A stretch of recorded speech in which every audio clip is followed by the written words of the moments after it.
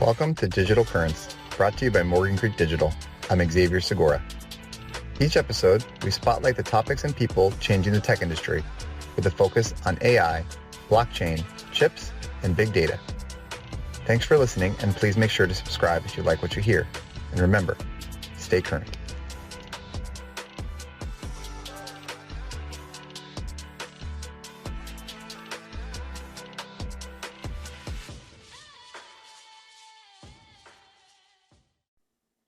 Mark, happy Friday. I think we've done it again here. I feel like we're now back into the summer flow with the Carolina Blues. Yeah, I would have bet money that, I am away. It's a little away game down at the beach with the family, a whole bunch of family in from Tulsa and from California. So big kids going everywhere.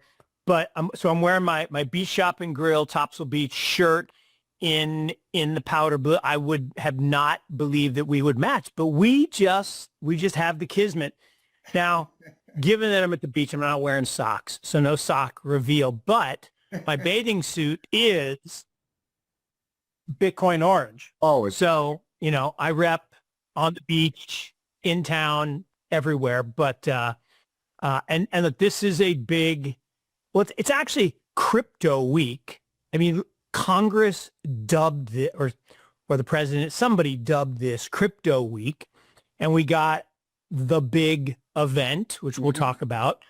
But how shall we celebrate crypto? The end of a historic crypto week. You're over at the beach. I'm here in the suburbs. I think I'm going to cut my grass today on the end of crypto week. It is quite long, but I think the markets. I'm going to take a long paddle in the sound. Excellent. And try to understand why XRP is up so much. I am struggling. Okay, I understand why ETH is up a ton because the Genius Act was passed. Now it still has to be signed by the president, but I'm pretty sure he's going to sign it to much pomp and circumstance. Beforehand, Mark, the question is, we asked beforehand, is this what I'm supposed to sign? If you remember when he had the last executive order, man, that was great. But it'll get signed. It'll get signed. Yeah, it'll get signed. So I understand why ETH is a big deal, because the bulk of stable coins, although I don't know which congressman it was, I should remember, but it's like, they're not stable and they're not coins. Like, yeah, stop. They are stable, actually. They're as stable as the currency underlying them. So yeah, if you say that a stable coin is backed by the US dollar, no, fiat is not stable and it will lose purchasing power. So yeah, I get that. And no, they're not coin, right? Bitcoin, there's no gold, there's no coins, but is what it is. Last week's episode, Mark, when we were recording an all-time high, the title of the episode was, BTC record high, 120K in sight. And sure enough, in the preceding couple of days, we hit the new record at 123,000. That was on Monday. So what a way to kick off crypto week. And, we have been, up actually, Mark, within 10%, for, the longest time this year, dating back, 1 to 2 months. So it's interesting. The idea of the stable coin wasn't really supposed to apply to Bitcoin, but, we have seen this sort of new accumulation pattern. And, I think with XRP and things like that, you're seeing the rise of these altcoins. And I attended, actually, I'll give these guys a shout out because I think they're pretty smart. Our friends over at Plaintext, they are a crypto quant shop. And so, they had been tracking some of the stuff for a long time. And it can be very difficult to get timing correct, because if you have the ideas of what's going to be fundamentally part of the crypto market, it does not always work out when you think it's going to work out. So the idea that ETH would have been something to invest in even 6 months ago, people would have kind of looked at you funny. It's been now on this tear because of its, 50% of stable coins are minted out of that chain. And that's kind of a misleading number in some ways because, the coins that are minted elsewhere, they all kind of settled back in some ways to ETH, as being EVM compatible. And, as we think about like what's happening, people are, in my opinion, Mark, they're trying to, in some cases, lock in some profits in BTC as the inflation figures on the US dollar begin to rise. And that's why maybe you're seeing a little bit of this movement where you take over 123, maybe you resolve back, maybe we get to like 115, maybe 110. But, I think, as you mentioned, maybe diving this a little bit more, we recorded a great podcast while you were out with our friend Corey over at Stably, diving into the Genius Act, which was, passed now with Senate and bipartisan support, Mark. That in and of itself is a landmark achievement because you can't seemingly agree about anything in the lawmaking body on both sides of the aisle. But this idea was to but remember the way that had to happen. Mm-hmm. It was bipartisan kinda because there were a bunch of quote unquote conservatives who didn't want to vote for it, and Trump had to round them up, 12 of them, bring them to the Oval Office, and I don't know who the one was, but 11 of the 12 changed their minds, which makes me sick, actually, the way that actually works. Oh, well, you got to give me something for my district. But at the end of the day, it did get passed. Now, what I think is interesting, to your point, so Ethereum in mid-April, right before tax day, was $1,500. I can't believe that. I cannot believe that. 1500. This morning, right, as we're recording, it's up 6.66. Maybe that's a bad omen. But at 3,661, 6.6%, 6.66%. And, I think there's a bunch of things happening with ETH. One is clearly very large number of stable coins settle on ETH. Second, there's actually a revenue model. Third, large installed base, a lot of developer activity. But a sneaky little thing that happened is Joe Lubin, backed this treasury company, SharpLink Gaming, and they now own more ETH than the ETH Foundation. And so there's some interesting stuff going on. And at the end of the day, when something is closely held, right, when there's a high concentration of an asset in the hands of a few, and the free float is just not very high, you can get very big moves. I mean, there's a guy that I follow on the internet who's been banging the drum similarly about Galaxy, right, the stock. So Novo owns somewhere in the vicinity of 50, 51, 52% of the Galaxy stock. Big insider. Oh. And then other insiders own about 10% more. And that leaves not very much free float.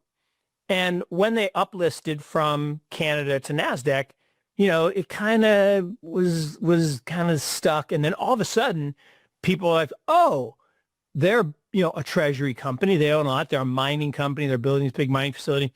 So a squeeze essentially happened. And when there's just not very much float, those squeezes can be super fast. So I think that's what's happening in XRP as well. The thing I don't get is big promises, no delivery, right? There's all this talk. Oh, we're going to use XRP for this. We're going to use XRP for that.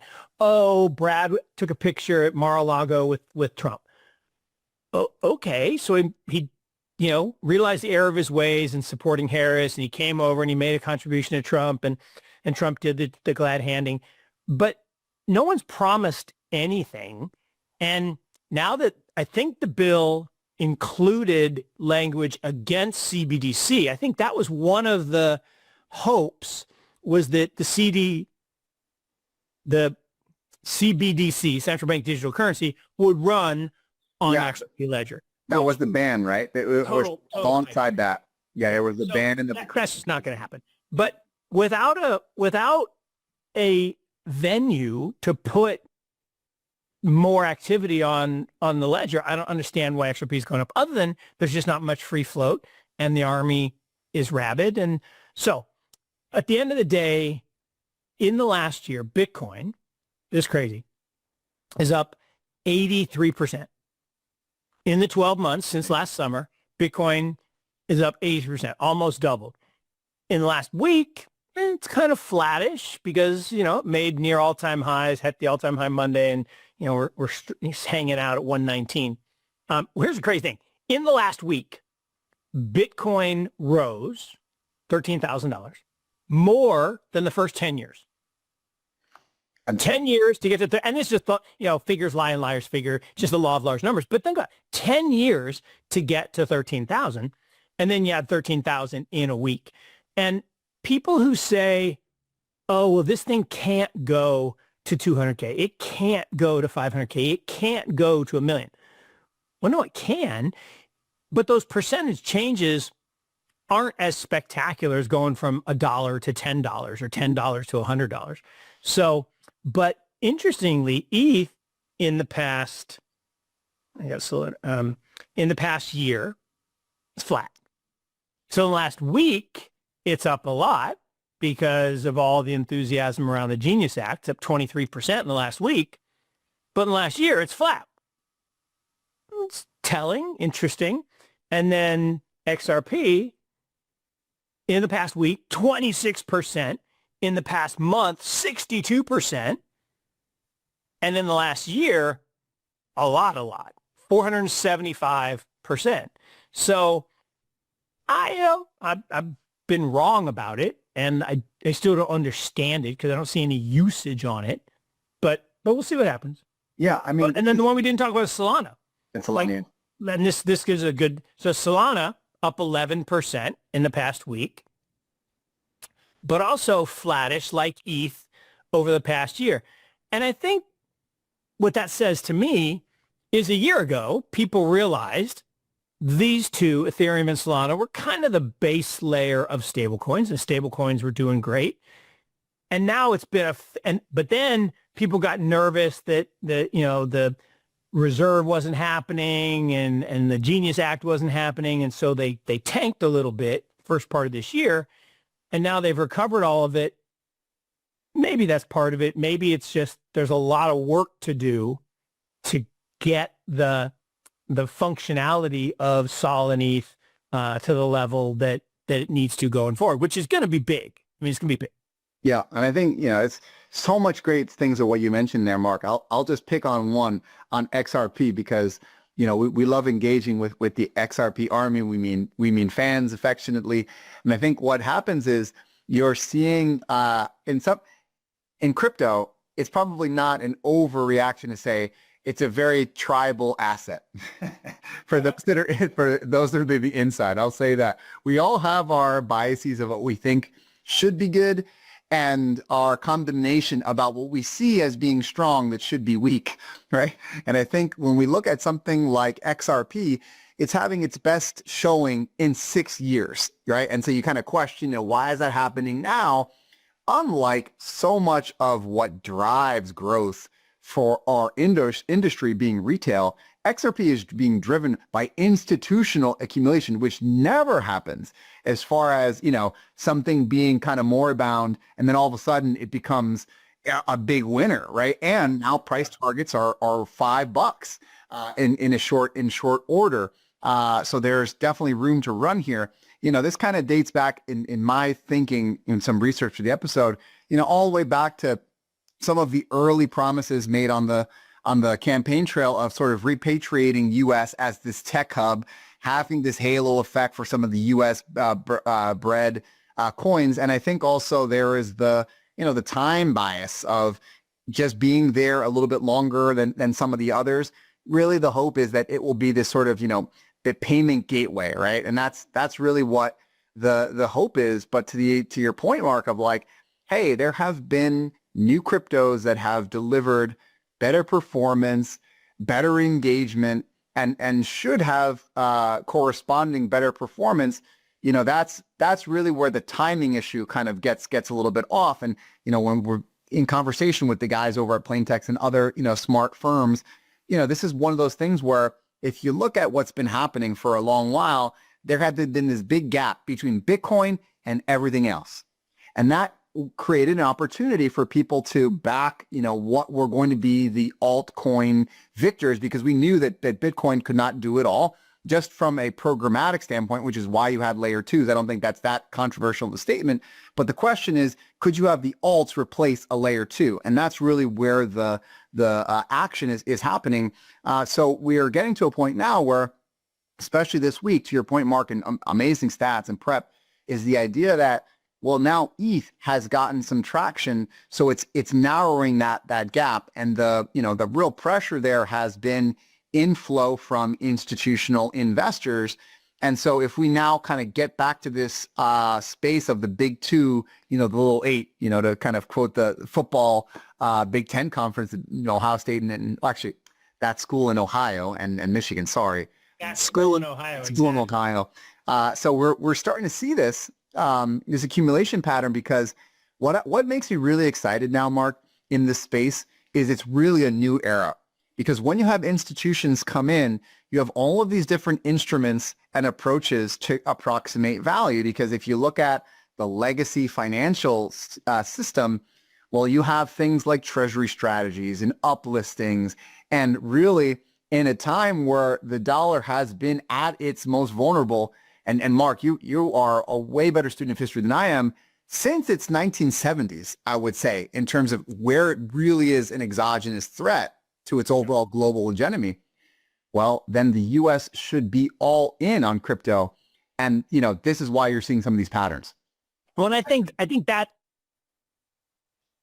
the administration did appoint some really smart advisors in this space, and they understand that, right? And, this idea that the dollar itself was destined for ruin was clear. And that's been the case for every paper currency in the history of the world. Mm-hmm. I mean, it's amazing. If you go back and there's 775 paper currencies that have been recorded, 3/4 gone, vanished, right? And the oldest one at this point, the pound sterling, 360 some odd years old, has lost 99.96% of its value, something like that. And it still works, but you used to get a pound of sterling silver for a pound. Now it's like 194 pounds, 174 pounds. So the key to all of this is fiat is a system that's designed to destroy itself. What's interesting about that is, if there were this desire to get things out of the dollar, which has been the hegemonic world reserve currency since 1944, and move everything into this other thing, and then institutionalize it. And, this is Max Kaiser's thing. It's like, don't give your money to the BlackRock ETF because then they control it. Well, not really. I mean, certainly if the BlackRock ETF becomes a large part of the network, in theory, they have sway over price and things like that. But at the end of the day, unless they get 100%, not 99.9 or 99.8, but unless they had 100, and Max says, well, they'll just confiscate it, right? Eminent domain, they'll take everybody's Bitcoin. Mm-hmm. Fine, they could. But if that happened, now they'd be confiscating widows and orphans and pensioners, so it'd be politically bad. It wouldn't just be crypto bros. If they did that, as long as there was 0.1% outside, that would accrete all the value, because the stuff that was confiscated, people would just say, no, that doesn't count anymore. And so the chain would say that. So I think that's the beauty of a network that can't be seized, it can't be changed, it can't be modified except by consensus. We could talk all day about BCC, about crypto, but I do want to totally segue into AI, because it was an interesting week for AI. So, we've talked, and again, it's another one where I have been early. That's the euphemism for wrong. No, I've just been wrong about NVIDIA being able to defend their position. And yeah, I thought the DeepSeek moment was the beginning of the crumbling. And there's a whole bunch of innovation that we're actually funding that could replace the need for transformers and move to a new standard. And so we won't need these GPUs the same way because there'll be better chips. But, one of the things that NVIDIA did is they got the White House somehow to agree to let them sell their old gen chips, the H100s, to China again. And that's huge, Mark, because it's one of those things where it's like, the enemy of my enemy is my friend, right? So the idea that there needed to be some insurance policy against rising domestic tech companies that could be contrary to U.S. interests is huge, and I think this kind of ecosystem here will remind ourselves that, NVIDIA, along with, several of the other companies, they're not actually making the physical chips. That's still done by fabs. And in the story, Mark, that to me was even more surprising, a construction plan in the United States is actually ahead of schedule, right?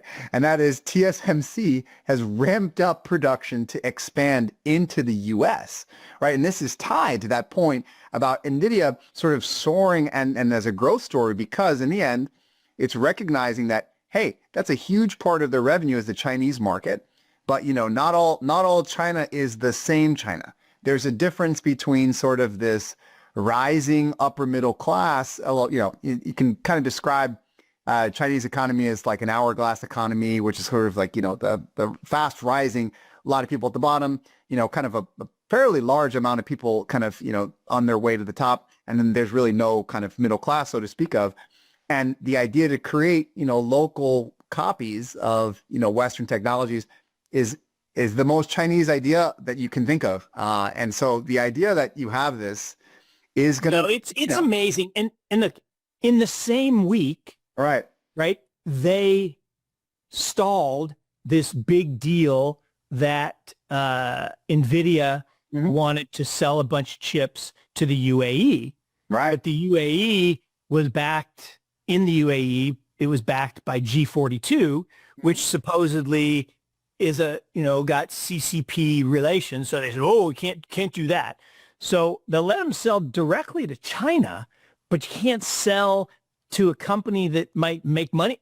So there's a whole bunch. And then NVIDIA is just dominating the top 10 stories this week. Yeah. There's a new supercomputer in the UK, and they bought a bunch of NVIDIA super chips. And of course they get some because, the UK and us are buddies, because they still buy our treasuries. So we like them. But what's curious about that is they focus on this word AI sovereignty. But at the same time, the White House is cracking down on AI because it's too woke and it's not politically neutral. Now, look, this is one of the things, and listeners should spend some time listening to some podcasts. There's one called Philosophize This. He does a series. It's like 182, 183, 184, 185, like a year ago, where he goes through what is a transformer? Like, what does a transformer really do? And it's really a pretty simplistic thing. And it's just this massive amount of brute force that allows it to, because it's read all this information, to intuit based on history what the next word in a sentence will be. So if you prompt it, then it'll start a sentence. And so, but when you think, because we can think, when you think about it, that's not thinking. And so this whole big industry that everyone's so excited about is actually a pretty narrow sliver of functionality. Like, it's great for certain things, like writing, he used the example, writing a thank you note for grandma for the $5 you got for your bar mitzvah. Okay. It's pretty good for that. And it's pretty good at, giving you a recipe for meatloaf. but it's not very good at actually doing what humans do really well, which is thinking of new ideas, like taking old things and making, and they don't even actually know how the brain does this. Particularly, they don't know how the brain does it on 12 to 20 watts of power. That's the part that's just mind-boggling when you think about how much power ChatGPT uses. So all of this goes to, okay, the reason that AI is not neutral is because the data is not neutral, right? The data is polluted. The data is biased. So I recently this week, Mark, I saw the new Superman movie. I love going to the movies. And what you're mentioning about sort of, the impacts of biases and models or, wokeness, it reminded me of this one scene. So Lex Luthor, he's the bad guy. I don't want to spoil anything for people who are going to go see it, but it's a good movie. Highly recommend it. There's a super dog. I mean, need I say more? So yeah, say more. Yeah, say more. Beautiful. So there's a scene where Lex Luthor, he's like the main bad guy. He creates this like little pocket universe where he can influence what's going on in the world. And in that, he influences social media by doing what? He gets these super smart monkeys and just gets them to tweet all day to influence public opinion. And I was thinking, I was like, maybe we don't have a pocket universe, Zuck or Elon or some of the others. But, do they have bots that influence? Oh, 100% as far as, what's going on. We absolutely have the pocket universe, and it's bots instead of smart monkeys. And it's the exact same, but 100%. And this is part of in this podcast that philosophize this. Yeah. They talk about this, which is that so much of what we believe is now determined by a small number of companies, literally companies, that control the pipe of information. Mm-hmm. So if people don't break the tractor beam of scrolling Instagram or Twitter and come over and get a much, much better experience by listening to you and I every week on Digital Currents. Absolutely. If they don't do that, then the information is being sent to you by those same people over and over and over. And the real interesting part to me is it's not just the bots, because humans determine which bots get used and which things they post about. And so what Elon did find when he bought Twitter is like, all the people here, they donate to one political party, they promote a certain so that's interesting, right? I mean, it's kind of like if you look at venture capitalists broadly, not present company excluded, but on the left coast, most of the big VCs tend to make campaign contributions to a certain policy. And so it's not surprising, maybe, that there's some political bias in their products. Okay? Humans are going to human. And I'm not saying that's necessarily evil. It could be. It could be that there's a big master plan above it and puppet master. It's probably named Lex Luthor. No. So no. Just as long as it's not E Corp, Mark, then the yeah. It probably is. What it's showing for us as well as we kind of pull on the thread about AI, and you're thinking about these models, is you're seeing a little bit of kind of this upside down market. And I love this headline that our team put together. So kudos to Ryan and Aidan for putting this headline together. Is just that the venture capital money keeps ignoring gravity. So let's unpack that a little bit. What does that mean? That means that according to PitchBook, we love those guys, Mark, great data. Startups in the first half of this year, they raised a princely sum, $162.8 billion, up 76% year over year with, and no surprise to you, Mark, I know, 64% going into AI deals, all right? And then obviously OpenAI was the big fish, 40 billion, the monster round. However, here's the part where gravity is getting ignored.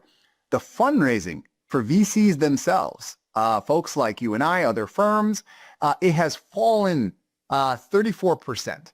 So you have this sort of this mismatch. You have startups raising a ton of funds. You have VC funds really kind of struggling in this sort of chasm. However, exits are happening. The markets are thawing. IPOs and M&A volumes jumped 40%, in this year, but it's not fast enough apparently to refill the coffers or decouple the gravity that's already happening. Because Mark, did you know that 50% of the VC funds were raised by just 12, count them, 12 apostles, 12 VC funds. And of course, they're all the guys that are driving up valuations, creating concentration into the market. And I think, when folks think about, why are exits not happening, or why do companies, seemingly stagnate when it comes to certain innovation? It is this herding mentality. It is this concentration here. And I think that it's an astounding fact, that venture capital it's so astounding. And again, and they're all located right next to one another. Right. They're on one road, Sand Hill Road. And so again, they all hang out at Bucks and get breakfast together. They all go to the same clubs. They all, drive the same car. I mean, yeah, it's an idyllic place. I mean, I took, we went to see my son and daughter-in-law in California, in San Francisco, where they live. And my youngest is 14, and he's too young to be thinking about college. He's like, I want to see Stanford. He's big into engineering and robotics, and so that's what he wants to do. And so we went down to Stanford, and the place is so... Yeah, of course. It's so beautiful. My wife says it's like they pump, Aveda spray. Yeah, I mean, it smells good. I mean, it's just absolutely beautiful. It's beautiful. But you walk in the main quad in engineering, and you have the Hewlett building and the Packard building and the Gates building and the old Jensen Huang building. Yeah. And you're like, oh my God. And then there's a new one. Then there's the building over here that's now kind of an afterthought from Jerry Yang, pretty successful guy. And so love Jerry Yang. Will and I tailgated two students into the robotics lab, and oh my gosh, the things that are going on at this campus. I mean, it was so cool. And his eyes are just like this big, and he's talking to these guys, and so it was a very cool experience. But when you think about just the legacy of that and the rock star status that people like, I would say, I spell my name with a K instead of a C, and I didn't invent the browser, so I'm not quite as famous as that other Mark. But a segue in this and related, AI startups being funded by this, the 12 apostles, so to speak, are now engaged in a massive game of like, and someone compared it to like NBA salary lottery, in that they're stealing each other's top talent in AI engineering. So I'm like, okay, well, you go do this. Yeah, you can go do this. Where, guy gets $120 million contract just to come across the street. Like, hadn't done a lick of work yet, but he's getting a signing bonus, so to speak. And now those are rare, just like, the guys that are getting, $100 million contract. Well, it used to be rare. There's a guy on the Jets, and maybe I'm just a bad fan. Some guy on the Jets that I don't even know his name, and he's got like a $44 million contract. I'm like, what? So, I think Alan Lazard. Yeah, that's right. Yes, I'm like, who? Wide receiver. Again, and that's on me for just not being a good fan. But and he took a pay cut, Mark. So he was generous in that. But if you kind of expand on that idea, right? You have this hyper concentration, the 12 apostles. If you're to roughly double it to 30, you've now captured 74% of all capital raised, right? So highly concentrated, with Founders Fund alone at 4.6 billion, and it's probably a good transition, Mark, into the idea of the chart of the week, which really explores annual corporate investment in AI. And I think this is, something where I think our show has a lot of spikes. So sometimes listeners will talk about Bitcoin. Sometimes we'll be talking about AI. I think what folks are starting to see is there's a convergence here. The folks that are investing in both of these areas, we were in this early, Mark, in 2017, 2018, the idea of blockchain intelligence. And now that is the biggest investable category in our space, blockchain plus AI. So I will share this graphically as the way that I like to look at information. Yep. And let me know if this appears. As a visual learner myself, I'm right there with you. There we go. If a picture's worth 1,000 words, Mark, how much is a chart worth? Certainly, Yeah. 1,000 plus N, right? And so what we're seeing here for those that are on audio only, as a reminder, we do this thing on YouTube as well. Check us out there. The community has responded. The numbers have been growing. And now what we'll see here, I'll describe it. And then Mark, give us your commentary. What this is showing is kind of the past cycle here from 2013 over to 2024 by different categories in AI. And that's why I kind of like this cut where you have an idea of if you're looking at annual corporate investment, are we talking about M&A activity, which we obviously get excited about, an IPO, but then also important things, right? Like a private investment, a minority stake. These are things that allow these companies to continue operating private for a very long time. And as you can see, there have been a trend that has been, really spiking in certain years and, totally absent in others. Like in 2020, for example, huge rise in minority stakes, right, during COVID, and then followed by a big, public offering IPO type of issuance, so that makes complete sense. Mark, when you see these kinds of stats, it helps us think about this market in a way, especially as a private investor. A lot of times now, especially when you think about, something kind of unrelated, but crypto treasury strategies, I feel like our worlds between public and private are closer now more than ever before. No, again, it's a great conclusion from the data here. So, so many things about this chart are interesting. So one is just the parabolic move from kind of, 2017, 18 through 2021. I mean, you went from, the knee of the curve adoption where, AI was this thing that been around for 65 years and really, and then you have the moment, right? The ChatGPT moment, and everything just takes off. And the minority stake, the blue bar, is really important there because people were just desperate to get in. And right. The problem with minority stakes, if you don't have any control, you don't have any influence, if you have a good management team, good things happen. Bad management team, bad things happen. So we know, ex post, maybe some people who shouldn't have got a lot of money, and it was not such a great outcome. So then you have the collapse, and the IPO window disappears. I mean, right. It's just gone. You can barely see anything in 23, 24. I mean, just nothing. And that's how it works, right? Is you get euphoria in private markets. The public, the Wall Street guys want to get paid. So they say, hey, we can go raise you money if there's a exciting story. And they'll take anything public. They don't, as long as it's breathing in a fog and mirror, they'll take it public. And so they do that. And then bad things happen. And then the window shuts. Right. And so then you have to go back to building. Well, what's interesting is we didn't fall probably as far as we needed to cleanse. And part of that was because you mentioned it, that there was this huge hangover or overhang of money that had been raised but not invested. And so it allowed, I will argue, you would argue, we would argue, because at IC on Mondays, we talk about this. We like this deal. We like this idea. We like this measurement. This price is wrong. Right. And when there's too much money chasing too few deals, prices get wrong. Right. Because people do, I think, dumb things, and you get less good returns.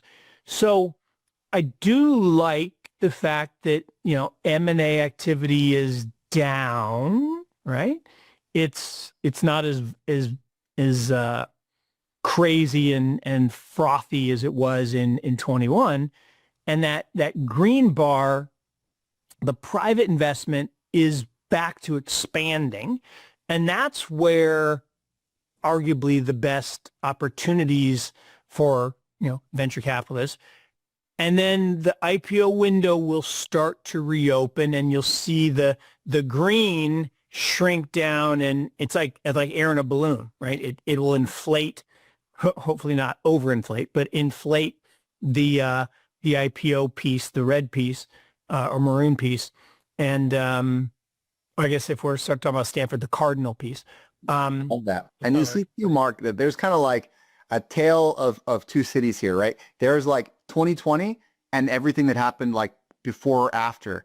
And that, when people talk about AI, they're really talking about agentic AI, right? And so that's kind of like the rise of the ChatGPT types of services and worlds. And so when we did our podcast about, the rise of AI, the 60-year overnight success story, it's kind of, recognizing that, AI has always been around, and kind of the products around AI change.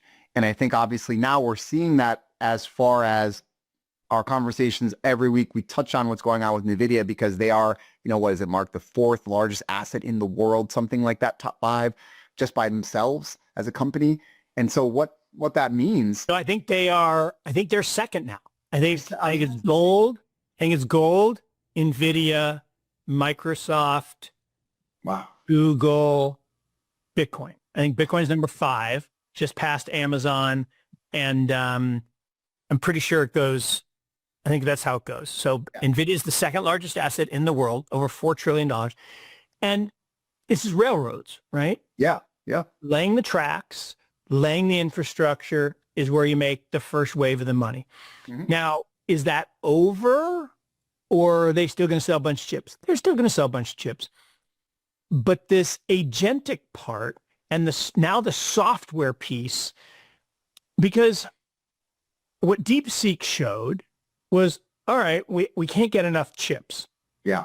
So we got to write better software to utilize the chips better, to maybe, augment some of the systems by sampling or doing some sharding, whatever the right words were. And I'm not a coder, but they did it. And so now we're seeing the same thing. We talk to companies all the time that are working on these more efficient, more effective ways. And again, this is part of the point of a transformer, an LLM can't do that. I go, it's going to code everything. No, it's going to code the subroutines that we know how to, how they work. But it's not going to come up with the new innovation to say, well, if I, and I'm just going to make something up, if I cross-correlate my, 2 LLMs, I get a better result than if I just do them independently in parallel. And that's not real. But it's the same idea that, one of the things that DeepSeek did is they said, all right, I'm going to run on the public domain a prompt in, ChatGPT, and then I'm going to use the output as the input to my LLM. Oh, you can't do that. I'm like, why not? It's in the public domain. That's how you created the information in the LLM. You scraped the internet, maybe violating some copyright laws. And so it was just, well, I didn't think of it, so it's wrong. Well, no, someone's just smarter, and then get smarter than, but as smart. We're old enough to recognize the phrase of you always cite your sources. And now, we've kind of gone away from that. But the difference between plagiarism and a novel idea is just giving somebody their due. And in AI, that comes with a nominal value, right? Yeah. Well, X to that point. And it's a little extreme, but, and I'm actually a real fan of this guy, philosophized this. He said that an LLM is really just a fancy plagiarism device. But it's kind of true. I mean, it's kind of true, right? It's basically taking all of human information and getting through it faster. Like, say, if you said, write me a sonnet, well, what would it do? Well, it would just read all the sonnets that exist in the world, and then it would intuit. And I've told the story, right? I tried this, not with a sonnet, but with a song. I said, hey, look at all of Taylor Swift's songs and write me a song in Taylor Swift's voice. And X, I'm not going to lie, it was horrible. I mean, it was horrible. So she is not the modern day Shakespeare of our time, is it? No, well, it wasn't that she is horrible. It's just that Yeah, it couldn't compare. It couldn't sampling her music didn't work. Like, Yeah. I haven't done. I'm gonna do the one with the sonnet and see what I get. But sampling other people's work is fine, and sampling, like, there's lots of sampling music I love, right? There's this new one, Lonely Road, right? Which is the crossover of Post Malone into country. Although somebody so funny, somebody said, singing a pop song with a country accent is not country. And that's probably true. But I think Post Malone is done. I think some of his stuff is, or maybe Lonely Road isn't Post Malone. Anyway, it doesn't matter. Lonely Road, Take Me Home, Country Roads. Yeah, classic. Sampling. It's already been, but it's kind of catchy. Yeah. And the Post Malone one was the I can't remember his country song, but anyway. So, but I put it in the show notes for everybody to check out. But I think that's probably a good place to wrap up, Mark, as we kind of covered some ground here in this crypto week.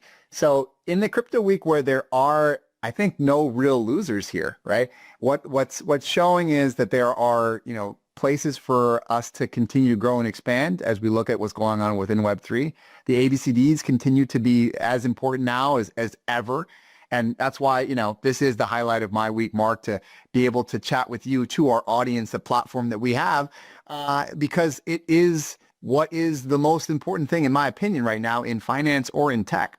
So I'll remind our users, as always, our listeners, to rate, review, subscribe to the podcast. Thank you so much for the engagement. And as always, to stay current.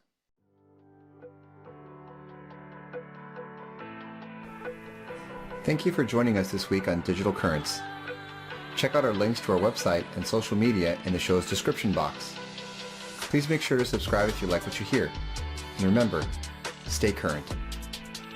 This podcast should not be construed as investment advice nor solicitation for the sale of any security, advisory, or other service. Investment themes and ideas discussed may be owned by funds managed by the host and podcast guests. Any conflicts at the time of production have been mentioned by the host but are subject to change. Listeners should consult their personal financial advisors before making any investment decisions.